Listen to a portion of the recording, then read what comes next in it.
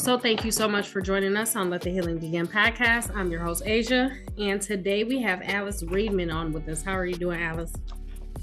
I'm very well, thank you. Thank you for having me. No problem. Thank you for making time. So where are you from, Alice? I'm from the UK. Yeah, I spent most of my life in London. I was born in London, and then my parents moved to the south coast of England for most of my growing up years. And then when I got to a teenager, I went back to London. Okay. The big smoke. You like it there? I did. Yeah. I was there for 20 years. So yeah, I did like it. Okay. So let's take it back some years and let's go back to your childhood. Tell me what that was like for you. Yeah. I mean, I was brought up in a small village, and I had 5 older siblings. So I was the youngest of 6. So life, I mean, I don't really remember much of my childhood, to be honest, but I just remember a lot of being in nature, playing with my dolls, playing shops, playing with my sister, my next sibling up, she's 4 years older than me, making her play with me. And it was a lot of hustle and bustle because there was obviously lots of people in the house, my 5 siblings, my parents. So, and we had all the neighbors in the garden, it was like very kind of, it was quite a freeing and sort of, obviously that's the only childhood I know, but it was pretty fun as far as I can recall. My mum was pretty fun. You used to throw us all in the car, obviously too many people in the car, throw everyone in the car, take us down to the beach. I mean, she was very spontaneous and lots of fun. She was always laughing, and she was quite silly, and so it was lots of laughter and fun in the house, actually. Yeah. Okay. So when you say village, tell me what that was like growing up in a village. Yeah, well, I mean, it was pretty quiet. All the streets are always empty. There's just all these little houses that look pretty similar. But it was very quiet and very safe. And we just could walk up the street, up the hill, and there was a little row of shops, maybe about 5 or 6 shops, and everyone knew each other. And so it was very safe, and it was just very quiet. And really, I don't remember, not really much happened. I think everything happened was in our house because everyone was, a little bit crazy and a little bit silly, and always, always just being silly and fun, really, is what I can recall. Yeah. Yeah. So were you pretty close with your siblings? Yes. I mean, obviously I got a lot of extra parenting with being the youngest. My brother was 10 years older than me. So he I remember him used to do some babysitting for us and that. But yeah, all my siblings were really lovely. My sisters used to make me clothes and things like that, little smock tops and things. And so yeah, they were all, very loving, and I know, even though I live very far away from them, we all love each other. There is a connection, even if we don't maybe speak so much or see each other. Yeah. So are you guys still close? Not so close because now I live so far away, and I'm so much older, and they're busy with their lives and their grandkids, and life gets very busy. But yeah, I call them up sometimes, we have a chat. And my brother actually came to Bali recently, so I saw him and his partner, which was lovely. We spent some time, good 5 days together. So that was lovely. But yeah, my life has changed drastically, and I have a new life now, and everyone else is getting on with their lives, Yeah, I understand that. So how old were you when you got out on your own, and what did you do? Well, I left home, I think I was about 17 and a half, nearly 18. And I really wanted to be independent because all my siblings had left home, and I've been the youngest, I felt like I was older and I could do this. So I moved to London. I got a job working in a hotel as a hotel receptionist, and I must say I didn't really like it, to be honest, but I did it for the first year because I just found it I was in a big city, big hotel, Novotel, it's a big international hotel brand. And yeah, it was really busy and it was quite stressy, getting everyone checked in and, all of that. My rooms, I'm not happy with something in my room, So yeah, it was quite I left that job and I went to another secretarial job and other jobs, and I worked for BAFTA. I don't know if you've heard of BAFTA. It's like an award, it's a bit like the Oscars, but not so big, but a British version of it. So I worked there, And then I decided, oh, I'm gonna go back to school. You know, this working life, it's too hard. Yeah. So I decided to go back and study, and I ended up going to university doing a degree in art history and film studies. So I did that, and that was quite challenging, but I did like it. I met lots of nice people, similar sort of age, because obviously we were like a few years above all the little 18-year-olds, you know. And yeah, and then from there, my boyfriend at the time was a songwriter and a guitarist, and so he was in a few bands. So he got me to join this band because they could never get a bass player. So I ended up playing bass in this band, and then eventually, when he had got his band together, I ended up leaving university and going on tour, and then I ended up being in a band for 7 years. So it's completely accidental, but I ended up touring the world, making albums and living this completely different life that was completely unexpected.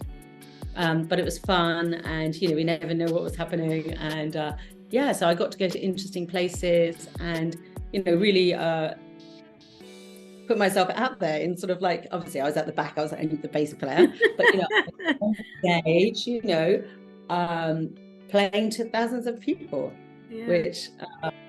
which was quite unexpected. But yeah, I got, you know, it was gradual. We first played to like 3 people, and then 5 people, and then 20 people, and then it sort of built up, you know. But yeah, after about 7 years, I realized that I was doing this, and it was fun, it was exciting, but I realized it wasn't really my heart calling.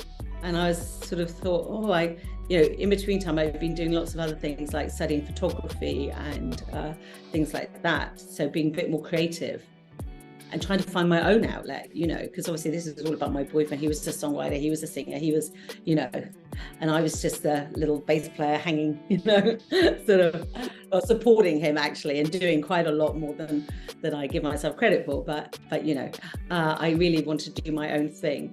So yeah, so that took me to my 30s, and I split up with him, and yeah, my father died.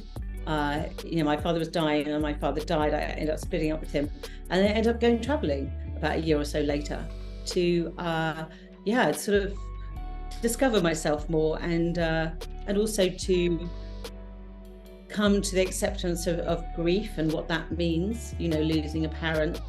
I mean, I was lucky, I was in my 30s, so, but I still felt I wasn't kind of grown up enough to be dealing with it. But I learned a lot from that traveling. I learned that people can never leave you. They're always with you in your heart. And that was a very powerful message and understanding that I got on that journey. And yeah, and I knew that I could always call upon him and ask for support. And, you know, he did at different times brought the right people into my life to support me. So yeah. I'm sorry about the loss of your father. I know, like, it doesn't matter what age we are, and not to like minimize, you know, your age or anything like that, but yeah, losing a parent is like a really hard thing, you know. Yeah. So I'm sorry that you had to experience that. Now looking back at like the 7 years that you were in the band, do you have any regrets? No, not at all. No, not at all. I mean, you know, okay, I mean, I don't think you can have. I mean, the only thing I think I would like to have done more, you know, I'd like to be more confident in myself. But to be honest, if I look back now, I think actually I was very brave. You know, I wasn't like all the other musicians were like musos, they were classically trained cellists, they were, you know, a drummer that was brilliant. You know, my ex-boyfriend was a classically trained guitarist, and he could play loads of different instruments, and obviously wrote all the songs. So, you know, my experience was quite minimal to that. But, you know, I held my space, and I had my own kind of, you know, I could keep up with what I needed to do. And I, you know, it's like when you play in a band, it's not about the individual, it's about the group, it's about the gelling, it's about creating that energy and that performance.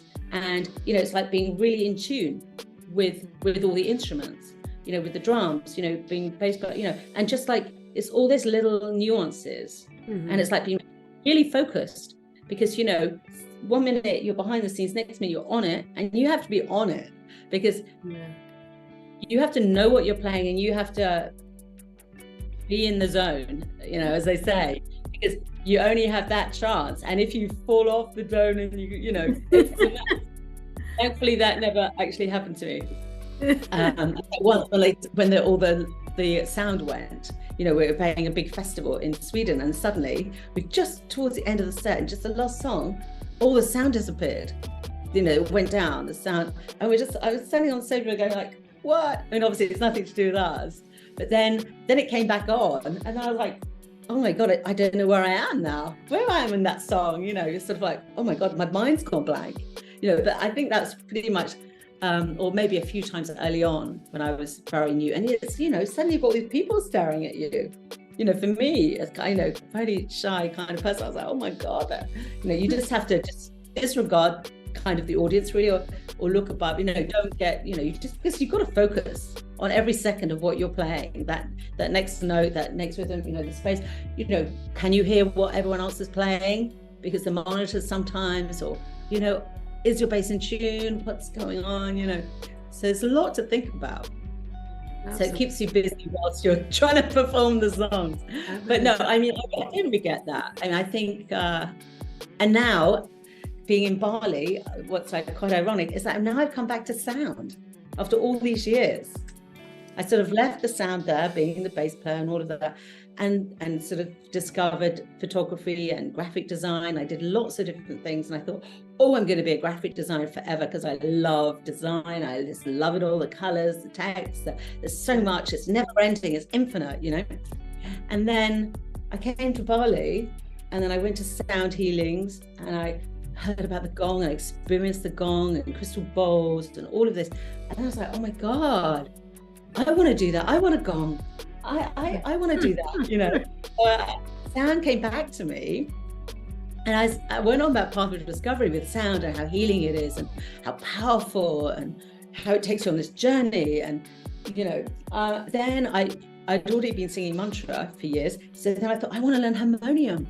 So had a few classes, spent every day learning harmonium, practicing. And then I was like, oh my God, I can play harmonium.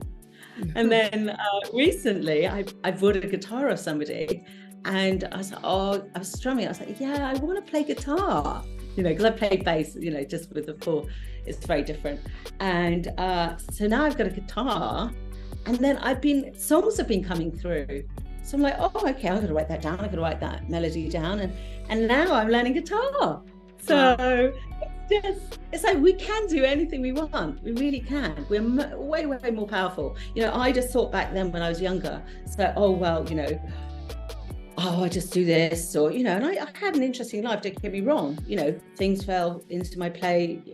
You know, I worked in magazines. I worked organizing photo shoots with actors and models and all this kind of stuff. And, you know, finding the right photographer for a different magazine, and, you know, it's all very busy and fun. You know, I'm thinking, oh, you know, I'm getting to be a bit creative, but it's just like, it's actually never ending.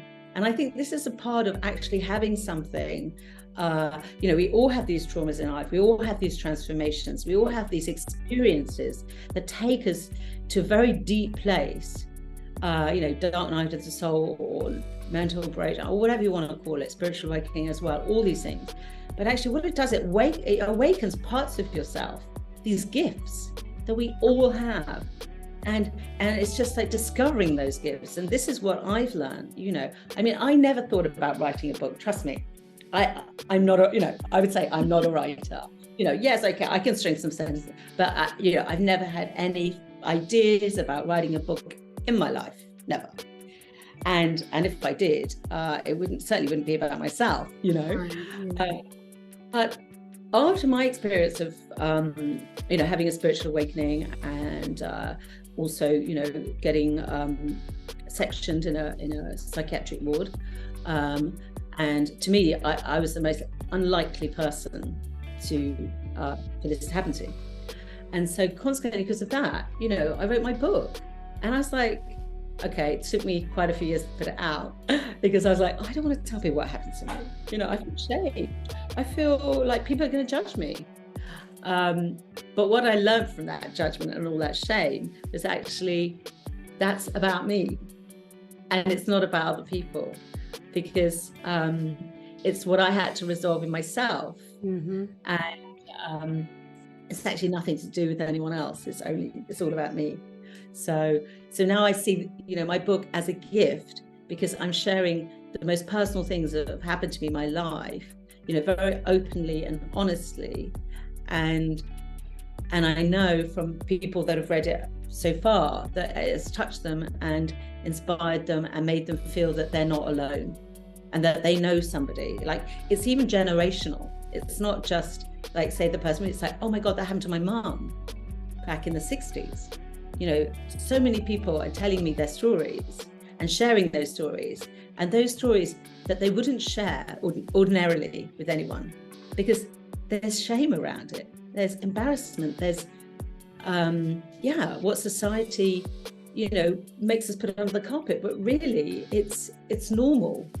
And that's actually what my therapist said to me after I finally went to therapy, and I had some sort of treatment for post-traumatic stress disorder.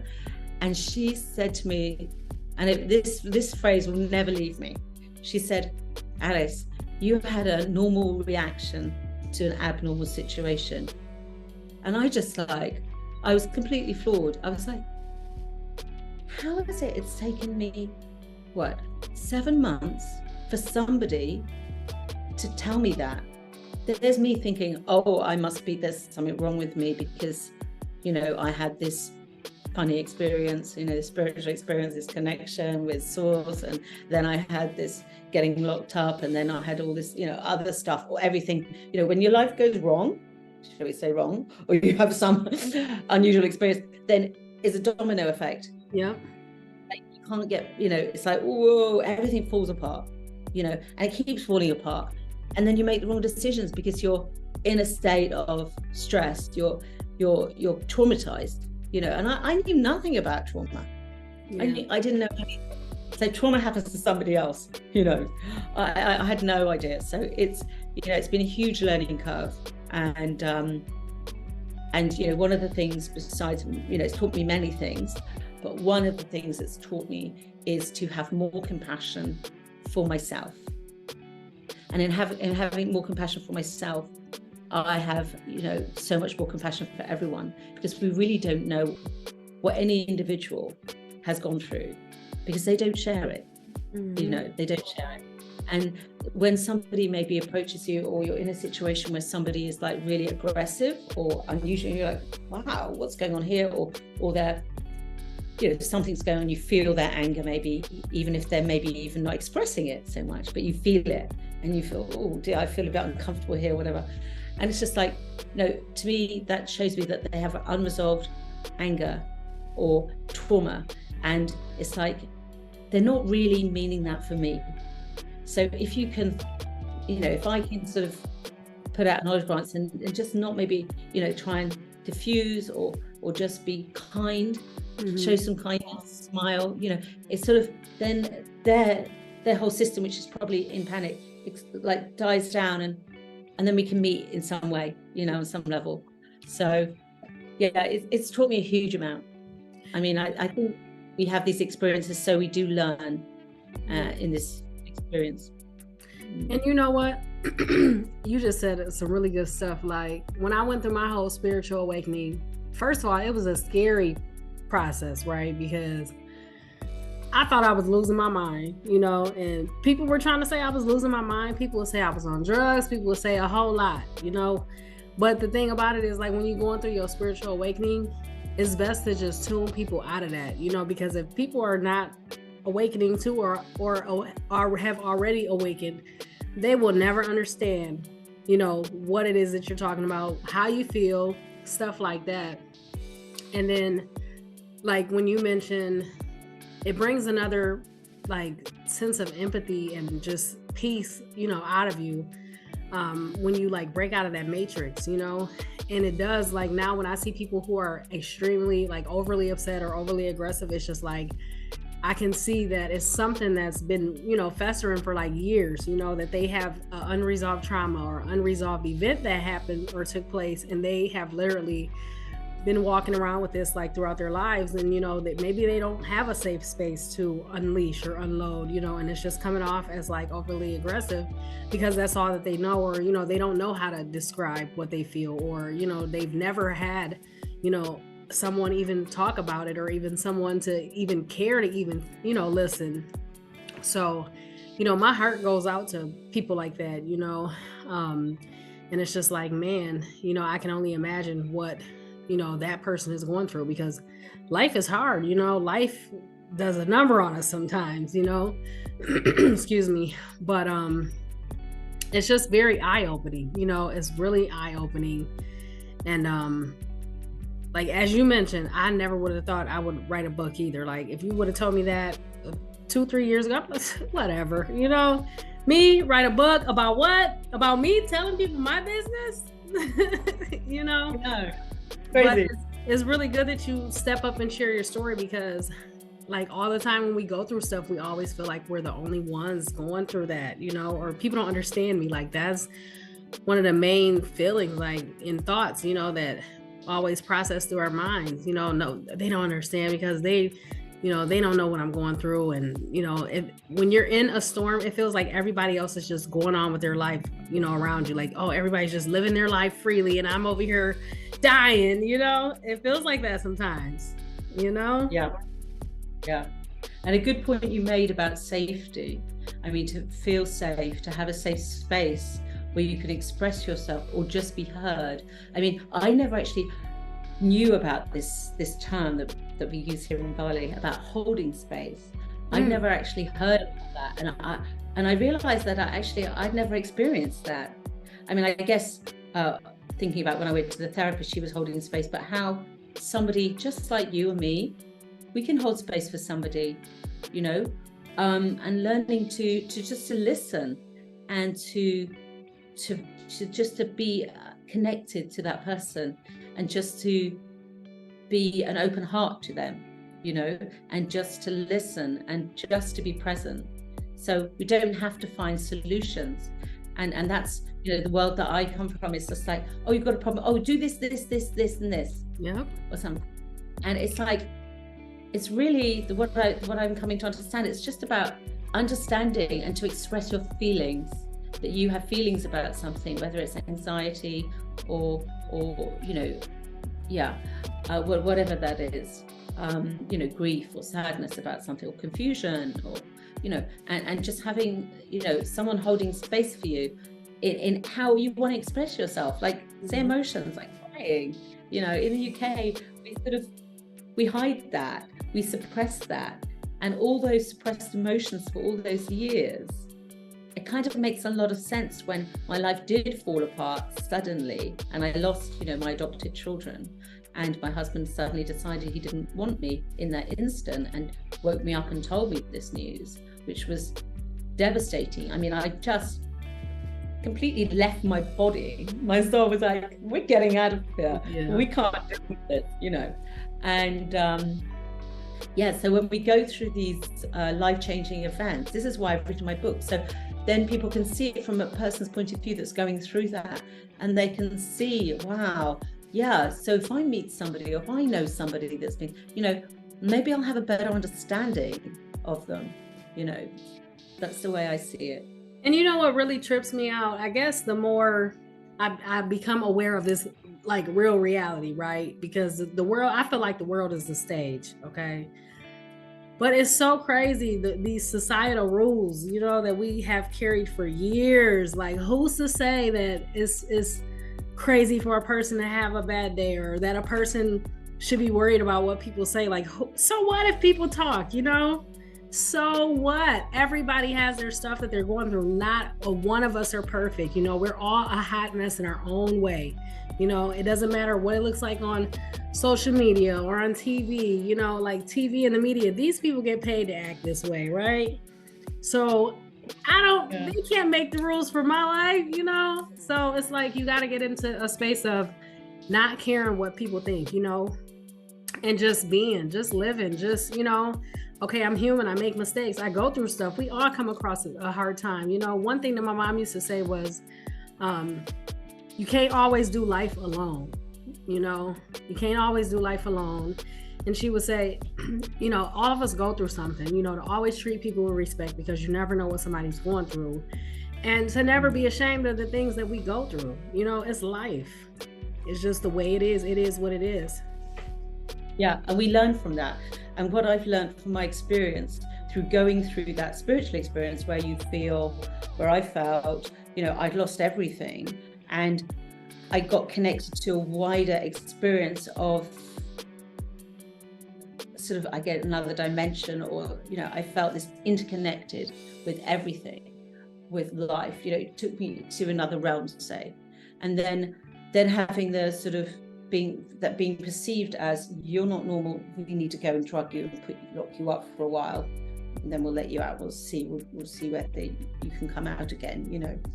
So having those sort of extremes, and then I totally get you. I mean, I felt like I was then an actor in my life. I was like, right, now I'm locked up, because I knew that hard for me. Okay, yes, I was having a spiritual experience and experiencing things that were not kind of on this normal world, but the other half of me was like, this, I'm not crazy. Try and prove to somebody you're not crazy. You know, it's very hard to do that. And so then I thought, okay, I'm in this movie. What do we do in movies? How do I get out of this locked in? You know, I was locked in for 28 days and I couldn't get out. I'd have to go to court to try and get myself off this section, which is what we call it in the UK. And I was like, how can I get out of here? And they're just drugging me with all these drugs. I'm having panic attacks. I'm like, I was so determined to say, you're going to live. Yeah. You're going to get out of this panic attack.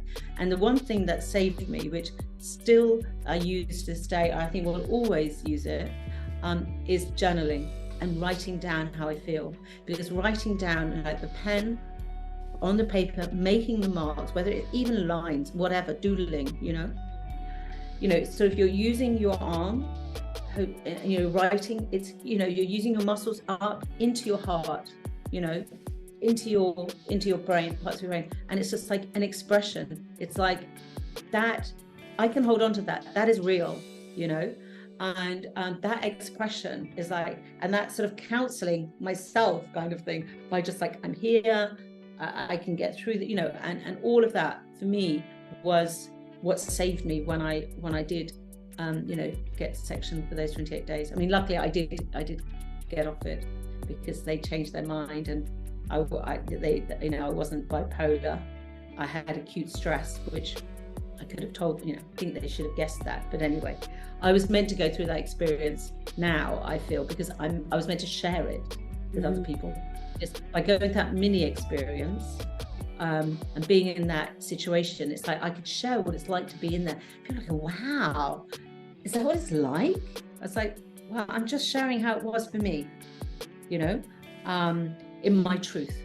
And that's the other thing, I think, by having these experiences, we come back to our own truth, only our truth, not somebody else's, our truth, and we come to our authentic self, because we realize all those layers of, oh, I'm okay, oh no, I'm fine, all of this, you know, all these barriers and disconnections. It's like, no, we have to come to our truth, and being in our truth is being our authentic self, and that for me is where it's taken me. And it's actually, it's okay to be me, and like you said, we're all imperfectly perfect. And I remind myself, I don't have to even do things perfectly. Like when I do anything, I say, I don't want to do it perfect, I just do it like, that's good enough, you know, because otherwise in the world that I was in, I'd never get anything done. Yeah, I know. It's not good enough. Yeah, it's not good enough. Nothing like it. Just put it out. Just put it out, because that's your, you know, it doesn't, there's no such thing as perfect. And it's just procrastination. It means you get nothing done. So just do it. So if I see a mistake, I go, oh, well done. Put it out with the mistake. You know what? That takes me back to around this time last year. Like, so a week from today, it'll be a year that this podcasting platform has been active. And when God first told me about birthing this, I'm like, first of all, I'm like, God, you want me to do what? And so I would record, you know, little stuff here and little stuff there. And I'm like, I don't like it, you know, and he literally is like, it does not have to be perfect. Just get it out there. And I'm like, okay. But would I say I tip my hat to you for going through your like spiritual awakening in that facility? Like, because like when I was going through mine, I was seeing a therapist and stuff, and she diagnosed me with psychosis, right? And like she thought I was a lunatic. She thought I was a lunatic, you know? And I tip my hat to you for being able to fight through and then come out on this side and share your story, you know? But I do want to take it back some. So let's go back to, you remember how a moment ago you said that like you were kind of falling up underneath the identity of your boyfriend being in the band. Let's say we have a listener that feels like they're stuck up under like the identity of their family, you know, being like what their family wants them to be, a lover, even a job or whatever it is. What would you say to that person? Well, I mean, it's about self-discovery. It's actually going within, and that's what I had to do. I had to thought, you know, okay, I can comfortably do this being in the band thing. I've been doing it for 7 years, so I've got so much better at it. I can do it. I can enjoy it more. I can see the benefits of it. But really, I went inside and I thought, well, that's not really me, you know, and who do I want to be? And who am I? And, you know, I mean, I did love my ex-boyfriend, and I didn't really want to leave him, to be honest. I wanted to have children and marry him. You know, I was like in my early 30s, my dad had died, and I wanted that. But you know what? I knew he couldn't provide me with that. And I knew that I had to just go alone. And it is a harder road to go down when you have to do your own self-discovery. And because of the grief and the loss of my father, it gave me, funnily enough, more strength, because I was so determined. I was thinking, well, look, I've just got this life. I'm 32. Okay, I've broken up with my boyfriend now. I'm, you know, my dad's died. It's like, I've got to find what it is that I need to be doing for me. And I've got to learn who I am, because yeah, I'm in this band. I'm just the bass player. You know, I felt like I didn't really matter, but that was about me. That was me thinking I wasn't good enough. It's been a bit of a theme in my life, not feeling good enough. And I know I am. And it's also, it's like, we know we don't have to, when we know we don't have to be perfect, and we can just be ourselves, and it's okay making mistakes. But you know, this whole school education and the whole society education is very much about not making mistakes and hiding any mistakes and being shamed by mistakes. Yeah. And so, yeah, I had to go, and that's why I went off traveling for a year when I was 32. I had to go traveling on my own and discover myself a bit. And I did, you know, and it helped me get through the grief, and seeing beautiful places, I feel is such a, it fills your heart up, it fills your eyes up with the vision of, you know, mountains and lakes and beautiful sea and meeting lovely different people. It kind of opens up the world. Yeah, but then I still went back to London and back to working in a you know, job, working for magazines and in that rat race world. I went back to that. I didn't really want to, but I couldn't find a way out at that time. So I went back to the sort of 9 to 5 and the sort of stressy working magazines sort of world, which, you know, it's quite sort of, I don't know, it just seemed like a bit of a like a little bit of a drama school, really. All this drama. Oh my God, okay. No big deal. I'll find her another location, you know. I couldn't, I mean, I did my job really well, but I couldn't take it really seriously. It's like, it's just a photo shoot, it's just models, it's not the end of the world, no one's dying, you know. It's shots, you know. Yeah. Right. Perspective. So let's go back to like when you were when your dad first passed, before you started traveling, like how were you like managing to make it from day to day? You know, some people just shut down, you know, and how did you manage to not shut down? And if you did shut down, like how did you manage to get out of that? Well, I couldn't shut down. I basically went back to London after spending a lot of time with my family. I tried to move, I moved in with my parents for a considerable couple of months because I really wanted to spend as much time as I could with my dad. And I also wanted to spend as much time as I could supporting my mum and my family through the experience, this new experience of death, you know, and passing.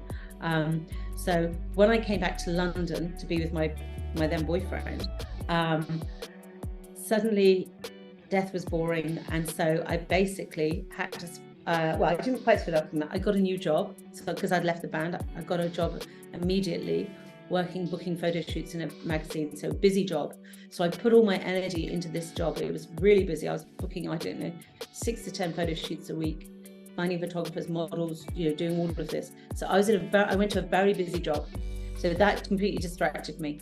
I was just like in the job, busy, new job, blah, blah, blah. So I just put myself into that as I was going through the process of deciding to leave my boyfriend and coming through the grief.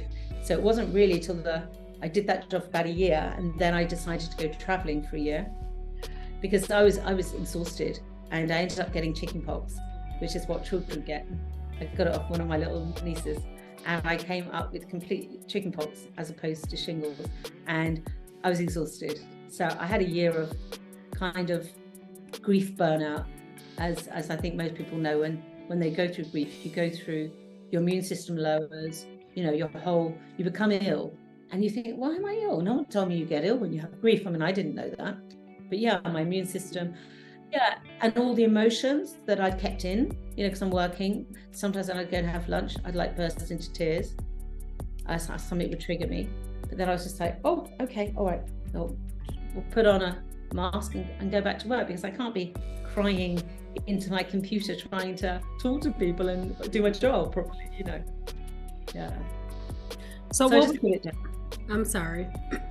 So what would you say to, let's say we have a listener that is just grieving really heavily, because grief has no time limit, and matter of fact, let me speak to the people that may be grieving. Like, if it's any listeners that are grieving a parent or a loved one, even from 5 years ago, like, there is no time limit on grief, and if you have people like in your space and in your face telling you, oh, you should be over that by now, or, or if you happen to feel guilty, like, oh, I should be over this by now, like, first of all, get those people from around you. Grief has no time limit, it's no time frame on like grieving someone that you love. Your whole life changes after you lose the person that you love, especially someone you're used to talking to, seeing, because it's like, now I got to reconstruct my whole life without this person in it. What do I do to fill that void, and a lot of times, like, we can feel guilt, and shame, and just it's a whole lot of emotions that come with grief, so to the listeners that may be grieving someone, like, don't feel guilt and shame about still being in a place of grief years and years down the line. It's totally human. It's okay, and so take as much time as you need. But just know that, like, don't stay in that space. Just know that you can get up and keep living and take that person through life with you, versus stopping and letting that like end you altogether. Yeah, and I would say honor your grief. Mm-hmm. I would say honor your grief, and the other thing I would just say, I'd say ways of honoring it, but the other thing I would say is, like, when I lost my husband and my adopted children, my soon-to-be adopted children, okay, no one died, right? No one died. The children didn't die. My husband didn't die, but still, I had immense grief. So people don't even need to die for us to feel grief, and so. Yes, and also it's a lifelong journey with ourselves and with our grief. And also I would say that the body actually remembers.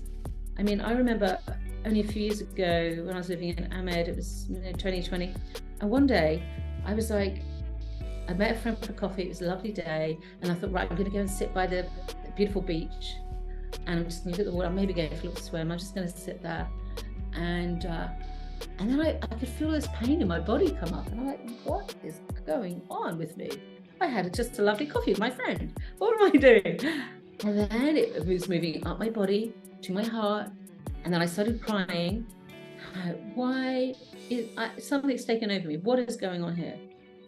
And I looked at my phone, and I realized what day it was. 30th September. And it was in the UK, it would have been about like 7 in the morning-ish or 6:30, and it was 6, 7, 8 hours later, lunchtime here. And that was the moment that I'd lost my children, that I knew that I wasn't going to have them. And It's like my body remembered, and it wasn't my conscious mind, because I had no idea what day of the year it was, or what month, or I probably knew what month it was, but I didn't know it was the date that I'd lost my children, and my body remembered. So so then I had all these things. I was like, oh, it's okay. And it's like honoring our grief, honoring our experiences, honoring our feelings, emotions, and what we went through, and telling, saying to ourselves, it's okay, we made it through. Okay, this happened, and I maybe lost that, and I've changed here, and but I've been through the battle, and I have battle scars, but I'm okay. I'm still here, and I can still enjoy life, and I can still enjoy, say, for me, look at the beauty that the universe has brought me to. This beautiful, beautiful beach, this beautiful water that I can visit every day. And this is the gift that it's given me. I would never have been here otherwise. I would never have decided to do this and go on this adventure. So so whether someone's died or not, we hold these emotions and this grief, and it's really about caring for ourselves. It's like, how can I honor that person? Like sometimes I buy myself flowers, like some beautiful roses, and I put them there, and it's like, I'm doing that, but I'm actually honoring everyone that I've loved too.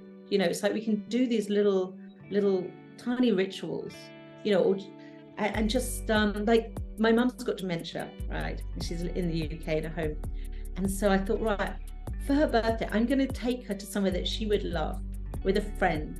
And we had afternoon tea, and and we did something. And I thought, this is how I'm honoring my mother. I can't be with her, I can't take her out, I can't do that. And she doesn't recognize me now, but I can go and do something that she would have loved, and send her some photos, and just honor her through that experience. So so I think honoring ourselves and honoring them, and doing something, or a prayer or something, like, I think it's great to get some trees planted. So sometimes I just go and pay, it's $1 a tree, get 50 trees planted. How amazing that they're going to keep living forever, helping the earth. Things like that, simple things that that you could honor yourself and them. Absolutely. I love the thought of a tree. I haven't thought about that. I love that, and I love to like garden and stuff. Maybe I'll do that this year, if the Lord is willing. Yeah. So let's go. I know you mentioned like about being placed into the psychiatric facility. Can you tell me how that all managed to come into fruition? Wow. Well, it's a kind of complicated story, as these things are, to be honest. So, I mean, I'm not being high, but people probably should read the book to find out how these little things happen, and then the domino effect happened. And the worst, it was a bit of an accident, but when you're not being seen and heard, not understood, confusion happens. And so, I mean, it was meant to happen. Okay. Let me put it that. It culminated in, my behavior wasn't normal. I was half in the spirit world. I was half, here on the planet world. And, like you said, sometimes you have people around you that don't understand you. And so what they understand is that they want to keep you safe, and they want to put you in a place where you're safe, because they can't deal with it, because it's also not their problem, understandably. They want to put you in a place where you'll be safe. So they do what they feel is best for you at that time, and they realize that they can't manage your situation. So they get the social services involved, and they put you in a box, which is which happens to many people. And and I don't hold anything against how I got there. It was meant to happen to me, because the whole point of what my experience is, I was meant to write this book to share with others. So I feel grateful. I was only in there for 2 weeks under the 24-hour sort of lock-in. But that I did get out, and the psychiatrist did realize that I just had acute stress reaction due to the sudden loss of my children, and obviously sudden loss of my husband. So I do appreciate that happened. But yeah, it was an extraordinary, dreadful time of my life. I cannot actually put into words properly the feeling of having your freedom taken away and being forcibly drugged. I can't really fully even put that into words, because it's such an alien concept, but I did experience it. So I feel my heart goes out to anyone that's experienced it. Yeah, and I just feel like I was one of those very lucky ones that had watched some movies and saw what other people did, which was stop taking the drugs. I mean, I don't know if that's I'm not giving that advice, but for me, having had a 5-hour panic attack, and that the drugs were actually just making,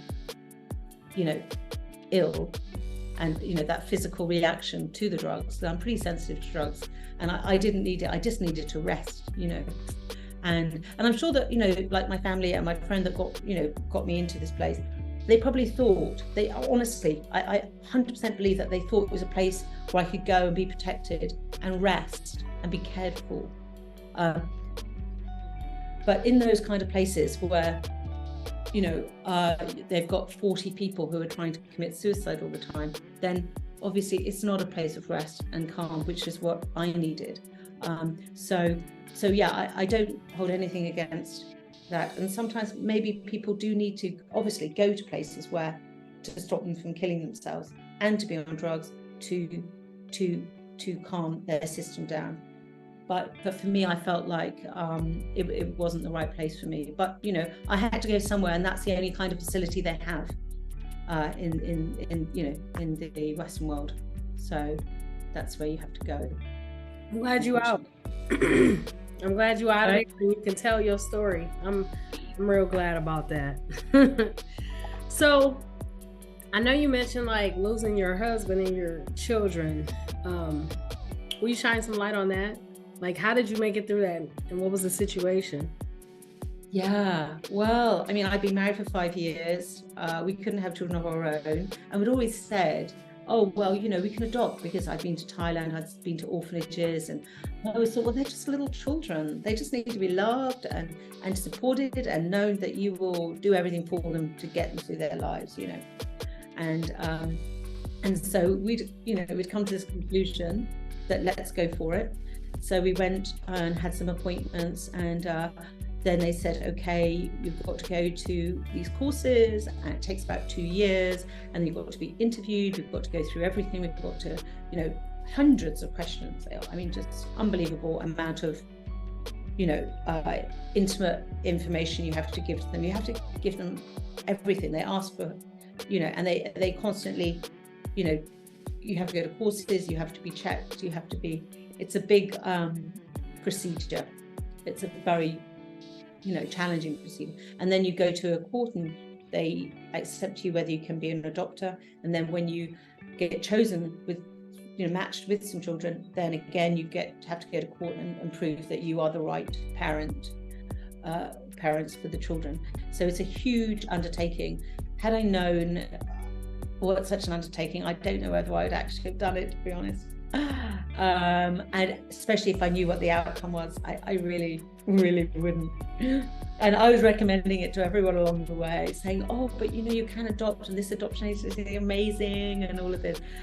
To find out they weren't so amazing after all, didn't actually give me any support. But anyway, so I'd been with him for 5 years. We went through the process. We got matched with some amazing children. I mean, I could never imagine how you could know that they were your children, even though, they weren't your blood children.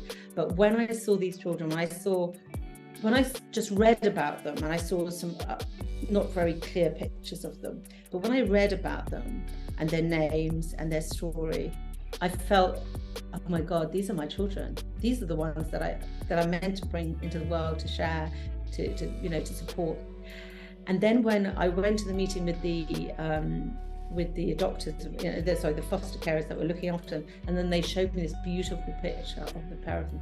Honestly, I just burst into tears with joy, because I knew that they were mine, and I felt something. It touched me so deeply, I've never had that experience. I saw the picture of those children. They absolutely came to life for me. And I was like, oh my God, I have found them.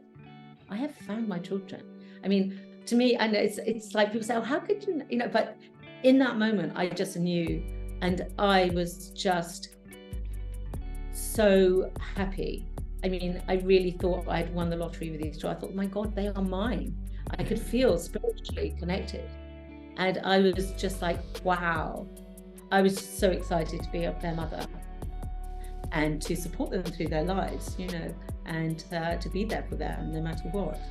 And so when that was taken from me, literally the day before we were supposed to actually meet them and be integrated into their lives and for them to integrate into our home, I mean, I was asleep, which I think was a very detrimental way to, be given the information. So my husband woke me up, and then he just basically said he didn't want me or the children. And that was just, a chasm opened, and I disappeared into it. I was like, I cannot comprehend what I'm hearing here. I mean, we were told it was the most stressful time of your life to be adopting children. That point in time, just before you're meeting them, you've done all this work, you've been building up to it for 2 years, you've been reading, I read 20 books on attachment theory and how, all the things that could go wrong about adoption and how to manage this, how to manage this new situation. So I'd really put my heart and soul into, just so I could be the best I could, knowing that it's going to be unexpected at probably every step of the way. So it just really, that's when obviously I went into chronic kind of stress and high blood pressure. And it was very incomprehensible. I mean, it was just shock. It was a huge shock. That I didn't really expect, to be honest. I mean, that now I can see, you look back, you can see all the telltale signs, but because I felt so connected to these children, I mean, you're just not going to see anything anyway. The love was already there, the bond, the connection, the cord, the invisible cord of connection was there. So, it was a major shock. It was like I suddenly was in a movie.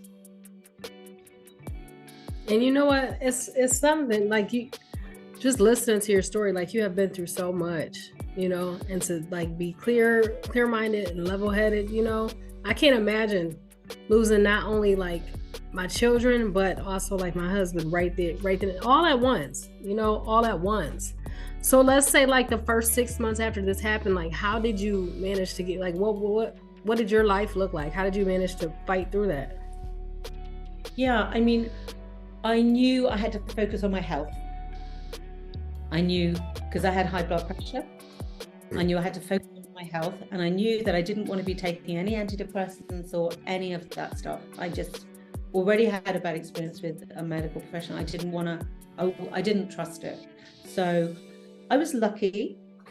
I did, as I said, I did my journaling all the time, which really allowed me to express myself, my inner self that I couldn't share with others. And the love of nature and getting myself out and doing short walks, connecting with nature every day. I also had been doing yoga. So I had this, so I went back to try and do yoga classes, but I found it was too much. So the yoga teacher suggested I got this DVD.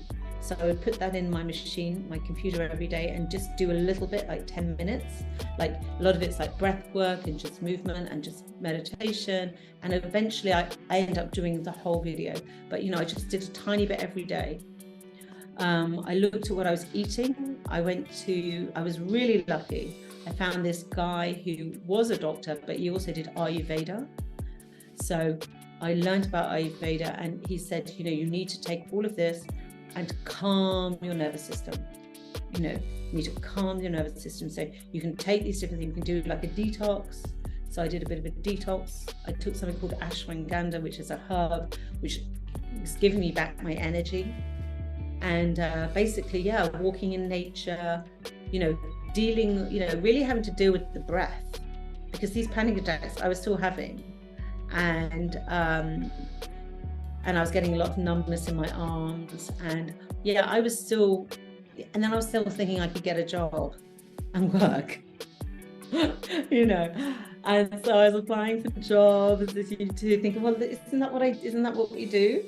You know, until my sister said, Alice, I really don't know if you can. I said, I've got an interview tomorrow. I'm like, blah, blah, blah, you know. I just go, Alice, do you really think? And I was like, no, I don't think I'd last 5 minutes. I'm too stressed even to go to the interview, you know. So yeah, so learning to just take things slower and really focus on the body, but also not focusing too much, because that gives you a panic attack. So getting out in nature, you know, expelling what your feelings are onto the page, breathing, and being really kind to yourself. And I, you know, spending quite a lot of time alone, really. Yeah, it was, yeah, and just being really kind to it. It's like, it's going to take a while. Just be with it. So, yeah. You know what? And excuse me, a lot of times, like, we walk into these processes thinking and wanting, like, for things to happen and to shift overnight.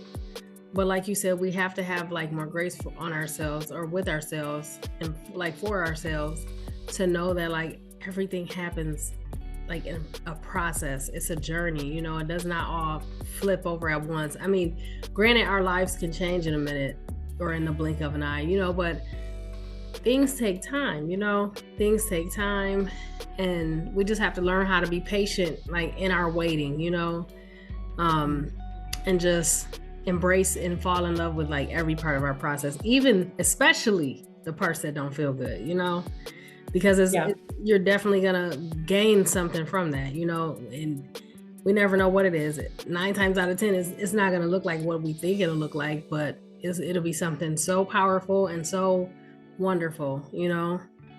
It'll be I mean, I feel I was really lucky, because when I had my spiritual experience, you know, like literally the next day, you know, I was sort of getting these messages, and I was told that no matter what happened, there was a gift in my experience. And so I held on to that, always remembering, okay, so this is really tough. You know, it was really tough being locked up. So I had my freedom when I came out. So I was like, wow, I'm free. I can walk down the street. I can do that. I'm actually free. I'm not locked up there, and I'm never going back there, you know. So, you know, I could sort of relish that, knowing that. And then also I knew that there was a gift in this experience, and I didn't know how it would manifest, but I held on to it. There's a gift. And then I also held on to the dreams, like, so Alice, your life is going to be different now. It's never going to be the same. What is it? What can bring you joy? So I had to learn what could bring me joy. It's like, well, really, absolutely nothing. I mean, I'm just, you know, this is shit kind of thing. I'm sorry. But I was like, no, nature, the sun, singing. You know, I used to sing mantras, so I would sing a mantra that would take me out of this endless mind stuff. It would just clear it. And it's like my family, spending time with my mother, taking her out to, you know, a cafe or to the beach, and things like that. So doing nice things, and trying to, you know, work on being kind to myself about my experience, but knowing there was a gift and just holding on to that. So then it's like, well, if you can dream in your new life, I said, what would it be? And I was like, okay, what would it be?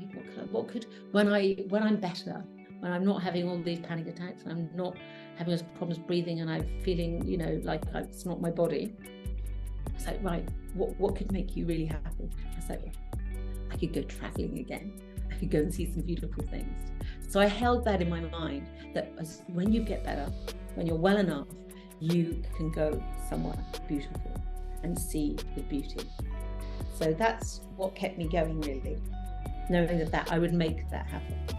That's amazing. That's amazing how we could just pick up and, like, travel somewhere else, and it's completely different, you know. Just a few hours on the planet, we could be somewhere that's completely different from what we used to. Yeah. So how have you taken, like, all these experiences? Well, I mean, clearly you made it through them, and you are speaking on them. Like, what type of doors have opened up for you to, because, like, at the beginning you said the music has come back around. You know, and while you're going through your seasons, you're on one side of things, but then when you make it through, you know, and you use that pain in the form of some type of purpose, what does the other side with all those situations look like for you? Like, yeah, I mean, it's brought me to Bali, which I never, you know, I knew I wanted to go somewhere else, but I didn't know I'd end up living here. So I've been here for 6 years. You know, it's brought me into sound therapy. It's allowed me to be more creative. You know, I designing some jewelry. I'm selling that here. You know, I wrote my book. I finally published it this year. It took me some time, but you know, it's the divine timing. Last year, I was giving myself a hard time by saying, Alice, your book, it's taken so long. You know, when are you ever going to do this? Are you going to do this? I'm like, I don't know if I want to share it with anyone. You know, people are going to tell me. I'm like, you're just judging yourself. Yeah. You have put here to put this book out, to share it. So you're helping other people. You know that. When are you going to do it? Yeah. So, you know, someone said to me, Alice, you know what? You don't have to stress about it. Just put it out when you're ready. And I was like, oh yeah, why do I have to stress myself out about it? So then I realized March time this year. And then it just was perfect. I put it out.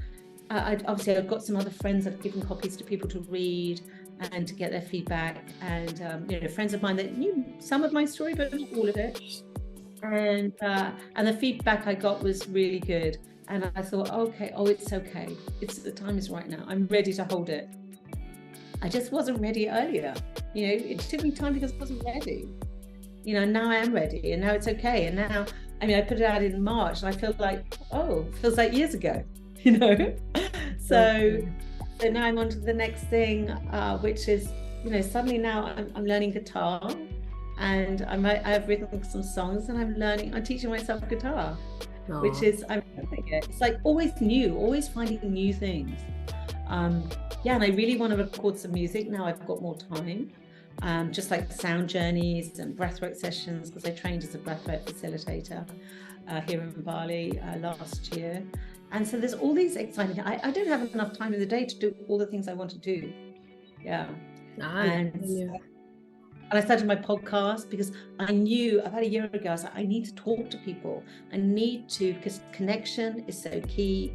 Creativity, finding our creative self and exploring that, because I've always thought I was creative, but I never really felt I knew the expression of where, you know.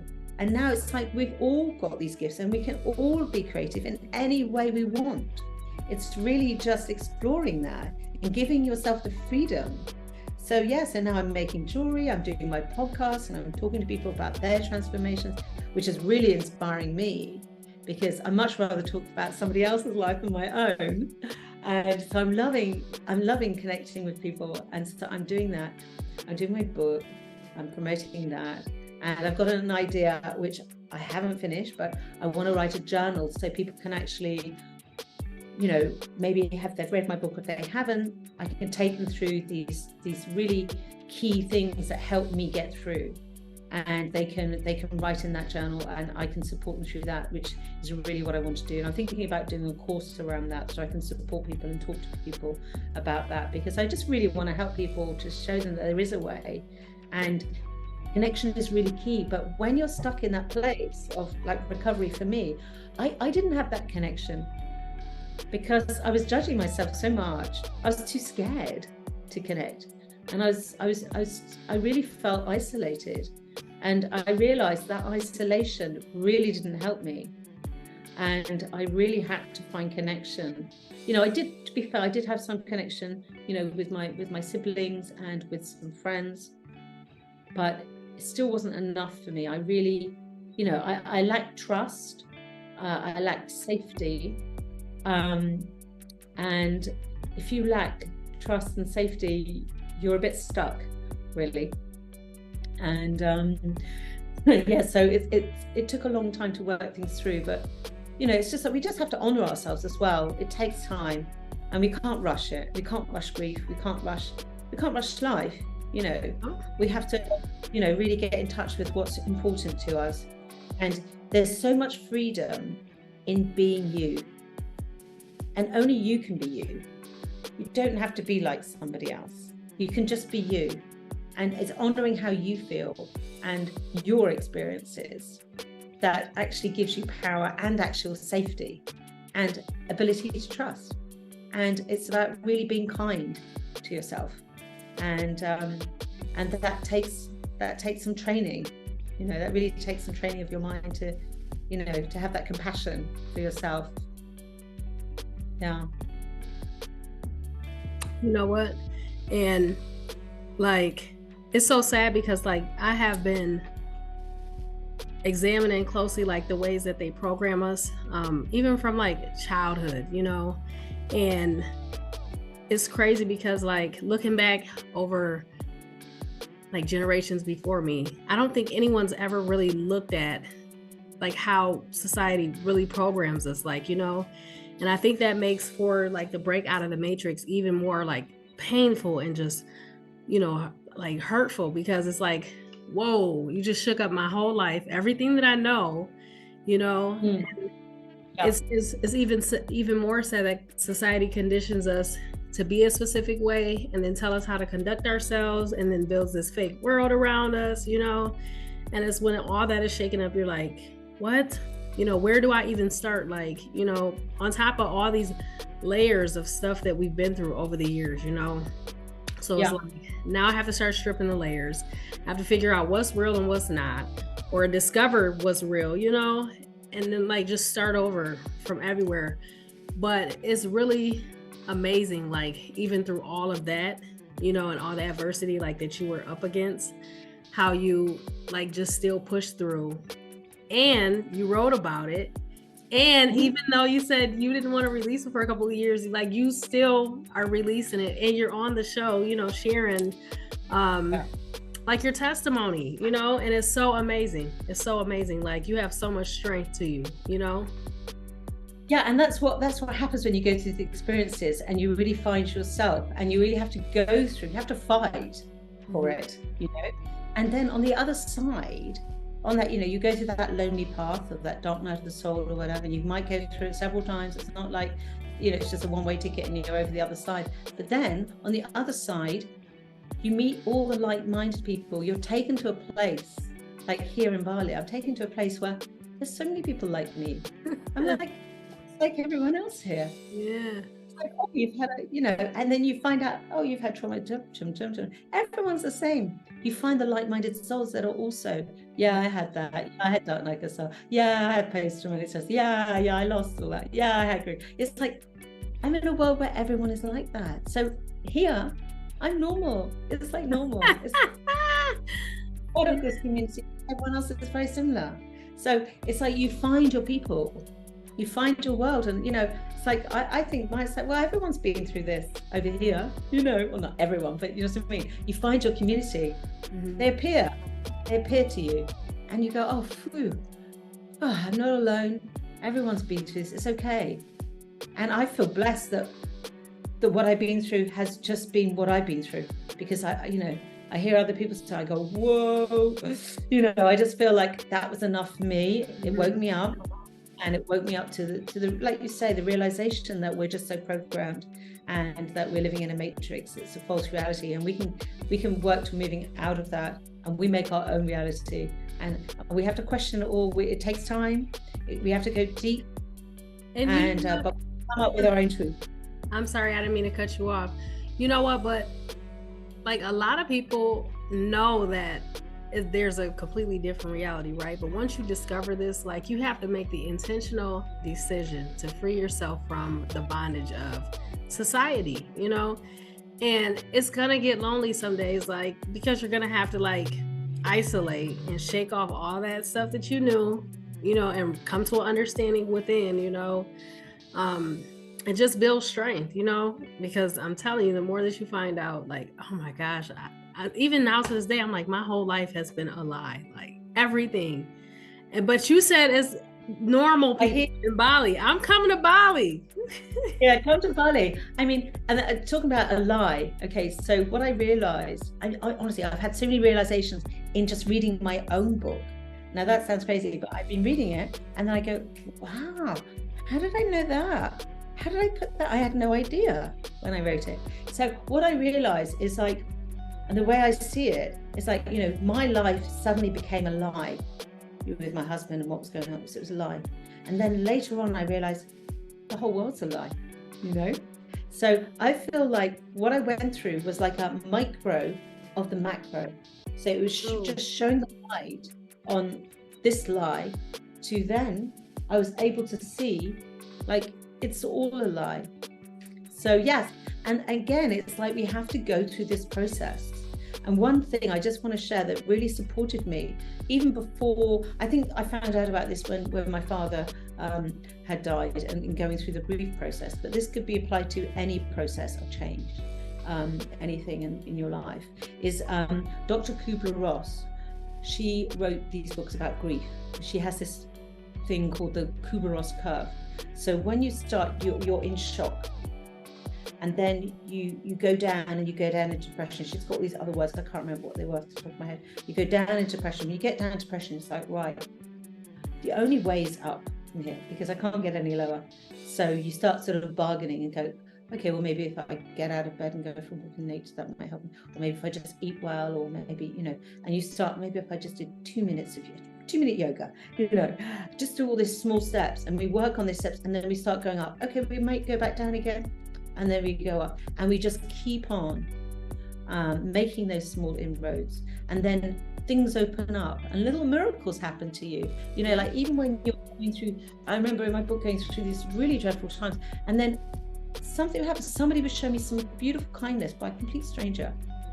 And these little, you go, oh my goodness, I feel so touched by that. It kind of opens up your heart that people are showing you kindness, and those little things from somebody you don't know, you'll never see again, but how it really ignites your heart and you go, oh, you know, there is hope.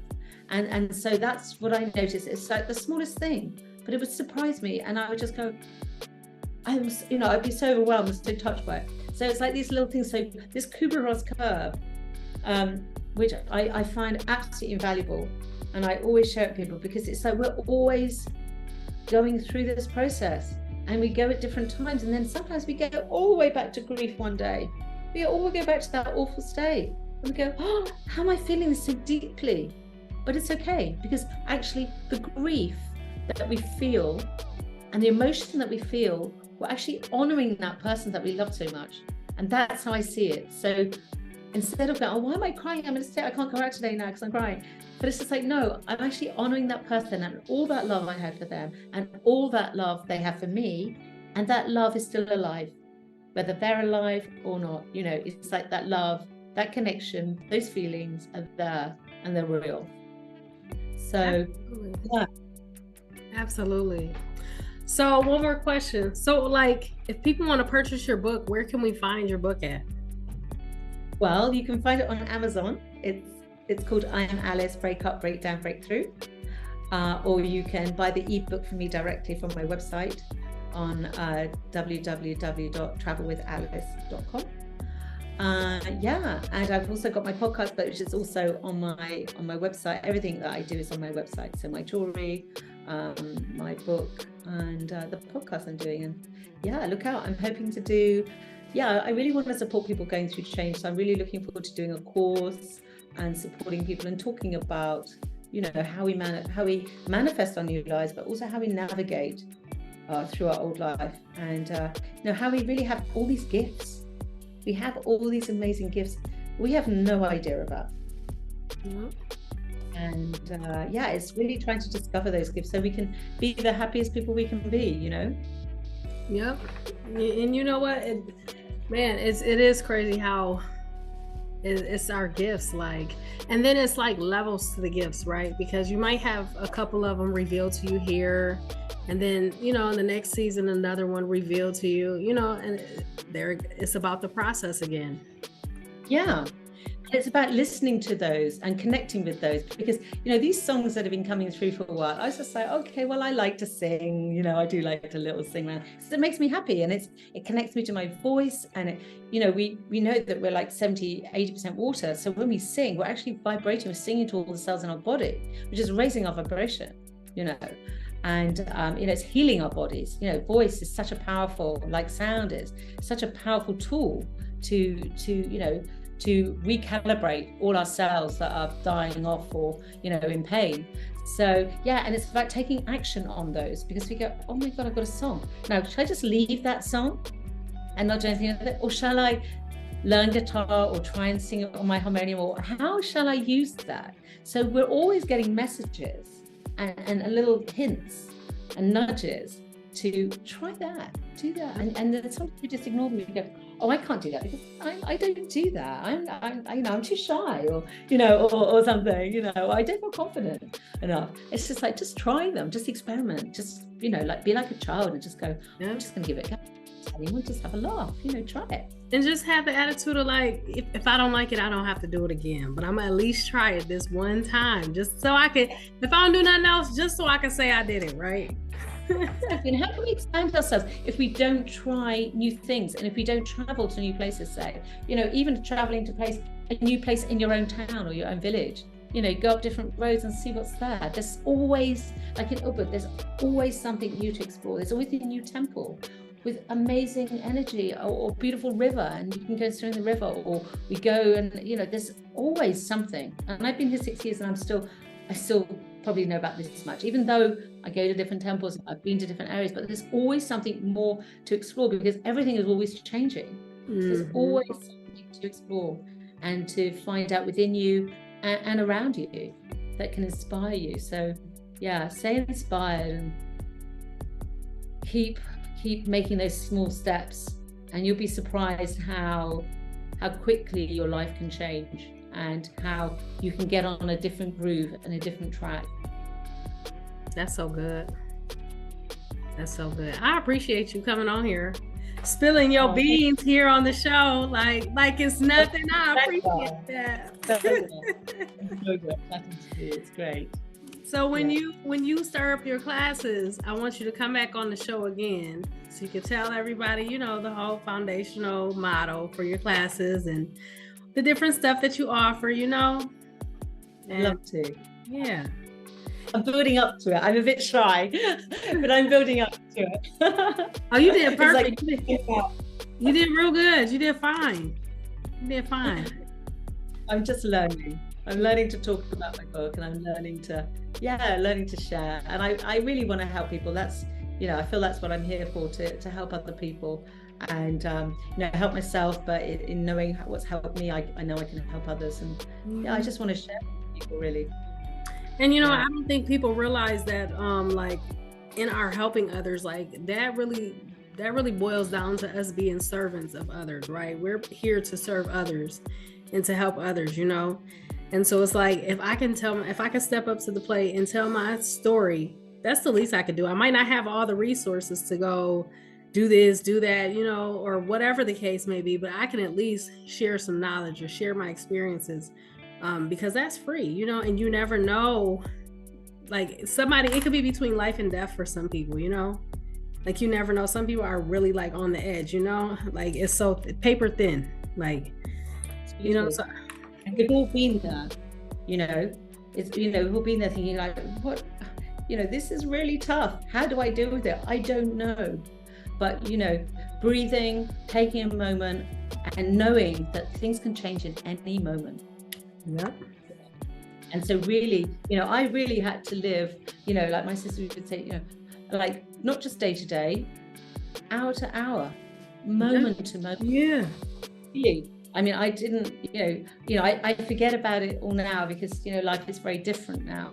You know, we all have our ups and downs, but, you know, I really had to take it moment for moment there. And I was just like, the breath, I need to breathe, because that's one thing we need to do to stay alive. So, you know, with having very high blood pressure and everything, you know, just like moment to moment, let's be here now. Let's, you know, let's breathe. Let's, you know, praying. I mean, you pray just to, you know, to get through this. And yeah, whatever you have to do, just to be kind to yourself and trust and feel that safety. You are safe. You know, just tell yourself, even if you don't believe it, tell yourself, I am safe. You know. And you know, things will change. It's just sometimes it can be very slow, but knowing, holding those dreams of, you know, because dreaming about how you really want your life, you know, that is, it's making everything work. It's like getting your juices going in your head. It's like, wow, I dream I'm going to go and, live by a beach or whatever it happens to be, anything, it's like that holds you. It's like that gives you safety. It's like, yeah, I'm going to dream that. I'm going to do that. Why not? I can make it happen. Not now, but why don't you do it? Why not? You gotta start telling yourself what's gonna stop me. I have my days too where I have to get in front of the mirror or even like just talk to myself and say, it's okay, Asia. Like, it's okay, baby. We got this, baby. Just keep on telling yourself you have, and why not? Yeah. Why not give up? Why not? It's like, that's what I say. I never thought I would learn harmonium, and I did, and I love it. And now I'm learning guitar, and I'm thinking, well, why should that? Because I'm thinking, I can't learn guitar now. I should have learned it years ago. It's like, no, you just need a couple of chords. Mm-hmm. Oh, okay.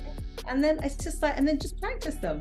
And it's just like, it's like opening up. It's helping our neural pathways, because our neural pathways can always be, expanding and creating new neural pathways. So, we're helping our brain, we're helping, our coordination. It's like, live life. And just have those dreams, and even if you only get halfway to those dreams, you're still going to be a lot happier. But there's no harm in holding those dreams, is there? And now I'm thinking, right, I want to write 9 songs about relation to my book and my story. And I remember actually I had that idea a couple of years ago, but I thought, well, I don't write songs. How am I gonna? I don't. I can play harmonium now, but I don't play the guitar. And now I'm like, oh, I'm going to write 9 songs. It's like, but it's just like, why not? Doesn't happen, doesn't matter, does it? It's just like, have some fun and learn guitar and see what happens. Yeah. I appreciate this. I have fun. Yeah. Thank you guys so much once again for joining us on Let the Healing Begin podcast. A couple ways to support. You can head over to www.greatergrowthllc.com and purchase a t-shirt or a faith-based sweatshirt. You can also head over to Amazon and purchase a copy of Back in My Day by Asia Wilson, or you could check out the link tree that's tagged below and and check out one of our mentoring programs, either the Youth Life Skills one or either just the mentoring for adults. You can also like and follow us on other platforms. And thank you so much. And until next time.